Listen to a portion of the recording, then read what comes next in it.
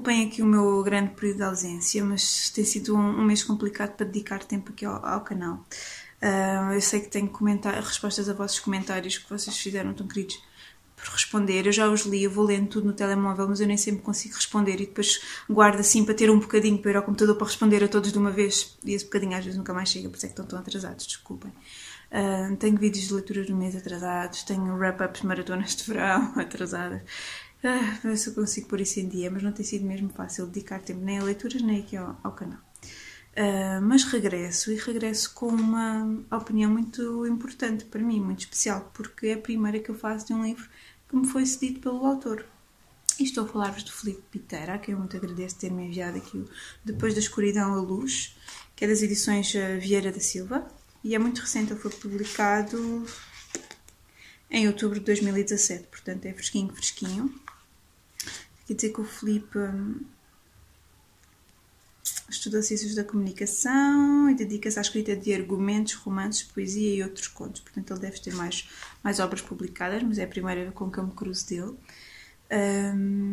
E como é tão pequenino, tem 92 páginas, ainda consegui felizmente encaixá-lo nas leituras de novembro e então para o projeto Ler os Nossos, da Cláudia, do canal A Minha Cama Livros, e portanto calhou mesmo assim muito bem. Ora, de que é que isto fala este livro? Este livro fala de uma personagem que, à semelhança do autor, por acaso, saiu de uma cidade relativamente pequenina, ou de uma terra relativamente pequenina, para uma cidade grande. E espero que as semelhanças se parem por aí, porque o destino daqui da personagem não o percurso, o destino final, não vos digo se é bom ou se é mau, tenho que ler o livro, mas o percurso é complicado. Então ele realmente sai dessa aldeia, onde cresceu com a mãe, só com a mãe, com o irmão, numa educação muito religiosa, muito assim certinha e direitinha, e ele assim, decide ser ator, que é assim, foge assim um bocadinho ao que provavelmente a família tinha programado para ele. Então decide ser ator e para isso vai então para uma cidade grande. Só que ao ir para essa cidade, que não diz qual é, mas é como sair de uma cidade europeia para Lisboa, assim, uma coisa do género. Supomos que é assim algo do género. Depara-se ali com uma data de tentações, de coisas a acontecer, de festas, de álcool, de drogas e rock and roll, e perde-se assim um bocadinho ali no caminho. E depois então a história é ele a deparar-se com essas situações e a chegar à conclusão que se calhar já está na escuridão, lá está, e precisa de ir à procura da luz. Assim, resumidamente. É o que vos digo, não digo se encontrou ou não, tenho que ler para saber. O que é que eu achei do livro? Eu vou ter que ser sincera, aliás, é a única condição para que eu leia livros seja da editora, seja de autores, seja de quem for, seja da biblioteca, de compra, se é sempre a mesma coisa, é dar a minha opinião sincera, senão não tinha sentido nenhum. E eu tenho que ser sincera, eu não gostei do livro, não é livro para mim. Mas, e com isto digo, a propósito deste livro e de qualquer outra opinião que eu dê, um livro que não é para mim pode ser o livro da vida de alguém. Portanto, a minha opinião vale o que vale, é o que eu vos digo, a única coisa que eu prometo é dar a minha opinião sincera, mas ela vale o que vale, é só isso, apenas a minha opinião. Não, mas na minha opinião, eu não gostei do livro. Eu achei o livro, tinha aqui perguntas muito importantes.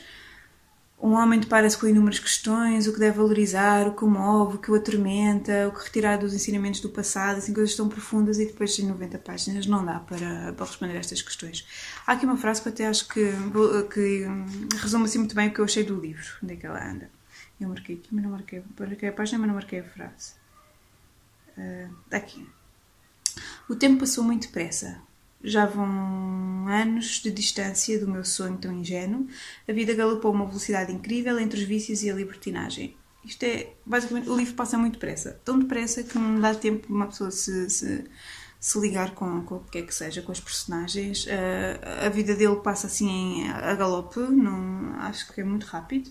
E depois desta linguagem, os vícios, a libertinagem, ele então vai para a cidade e é tudo a devassidão, os vícios, a libertinagem, este tipo de linguagem muito característica da igreja, muita da culpabilização, de tudo que foge ali àqueles parâmetros, é mau e vais levar de certeza à desgraça, e eu não me identifico com essa postura. Aliás, eu não, isto é pessoal, não tem nada a ver com nada, mas eu nem sequer gosto particularmente da Igreja Católica, e esta é uma das razões, esta forma de, ou há aquele caminho certo da Igreja, ou então o resto vai-te levar à loucura, e eu cá sou a pessoa de cometer um bocadinho aqui e ali, e de gostar muito bem de cometer esses pecados, acho que me fazem muito feliz, particularmente os da gula e os da preguiça.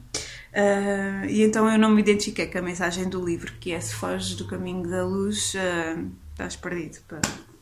Não, por isso é que eu digo que o livro não me tocou. Mais aspectos que eu não gostei tanto.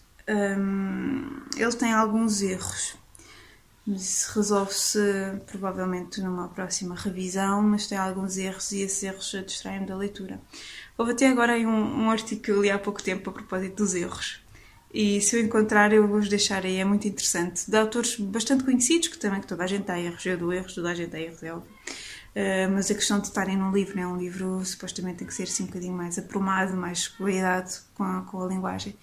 E era então a opinião dos autores a propósito dos erros dos seus livros. E é uma opinião interessante, mas pronto, a minha opinião é que os livros devem ter uma linguagem muito cuidada, a não ser em casos muito particulares em que isso seja propositado. Por exemplo, uma personagem que tenha pouca educação e que o objetivo seja expor isso, ou por exemplo o caso do Joel Neto, que eu estou a ler agora, que escreve palavras mal, propositadamente, para nós ao lermos essas palavras, lermos com o sotaque dos Açores. Estou-me a lembrar, por exemplo, do Miyakoto, que passa a vida a misturar palavras e inventar palavras e torna os livros dele magníficos, mas vive muito, a escrita do Miyakoto vive muito da invenção dessas palavras novas. Percebem? Assim, a não ser casos muito particulares, em que há um objetivo, os erros fazem confusão. E aqui, por exemplo, tem algumas gralhas também, mas também tem erros. Onde é que está? Aqui conseguem ver. Tantos conselhos. Onde é que está? Fugi-me outra vez. Tantos conselhos nos deu ele quando éramos jovens. Conselhos com C, quando é conselhos no sentido de aconselhar. Este tipo de coisas distrai-me imenso da leitura e pronto. Então pronto, tem assim alguns erros e a história em si não me cativou. Mas tem algumas coisas que eu achei interessantes. Nomeadamente o facto de, no meio daquela devassidão toda e daquela podridão, as únicas personagens boas, entre aspas, que se cruzam na vida da personagem principal são mulheres. Eu acho que isso tem muito a ver com o facto de ele ter sido educado então só pela mãe. Ou seja, a mulher tem um papel muito interessante neste livro, assim, a figura do bem. Acho que teve a ver, provavelmente, ter sido educado só pela mãe. A mãe teve um papel muito importante na vida dele e portanto eu hoje contei a vida para ele, portanto hoje eu estou super cansada, desculpa. A mulher, acho que as mulheres que se foram cruzando na vida dele tiveram todo assim um papel meio maternal. Também achei muito curioso os capítulos serem cartas de tarot. Ficou muito curioso, muito engraçado o nome dos capítulos estar associados a cartas de tarot, sobretudo, como vos digo, é um livro tão carregado de religião, de catolicismo, e depois aparecerem cartas de tarot, tanto quanto eu sei é bastante pagão. Gostei desse contraste. E teve aqui uma frase ou outra que eu achei particular, nomeadamente... Onde é que está? Havia aqui uma que eu tinha... Quem quase ganhou ainda joga, quem quase morreu está vivo, mas quem quase amou não amou. Eu gostei muito desta frase. E olhem, fica assim, eu vou ter que lá estar, ser curta e grossa, dar-lhe uma estrela, porque a minha opinião é que eu não gostei do livro de uma forma global, mas acho que é importante divulgarmos os nossos autores, se é o que eu digo, se suscitou interesse, dei uma espreitadela. Uma à parte... Mas aqui não, ainda na história dos erros, agora olha para a capa, lembrei-me. Mas aqui a culpa não foi do autor, de certeza, porque aqui na parte de dentro, estou tão lenta, desculpa, Filipe, eu queria-te fazer uma opinião um bocadinho mais cuidada, mas já estava tão atrasada e eu estou mesmo cansada, é assim mesmo com lapsos. Depois da escuridão, vírgula, a luz, aqui está muito bem escrito. E na capa decidiram que não ficava muito bem a vírgula e tiraram, quer dizer... Começar logo o livro com uma capa com a falta evidente de um sinal de pontuação. Acho que quem editou tinha que ter tido um bocadinho mais cuidado. Mas lá está. Tirando assim estes detalhes, podem ser melhorados numa próxima edição. Fica bem então a ideia da história, fica a divulgação para quem estiver interessado. Eu, como vos digo, particularmente não me interessou, mas pode interessar a mais alguém. Obrigada, Filipe, por me teres enviado o livro e vemo-nos para a próxima. Tchau!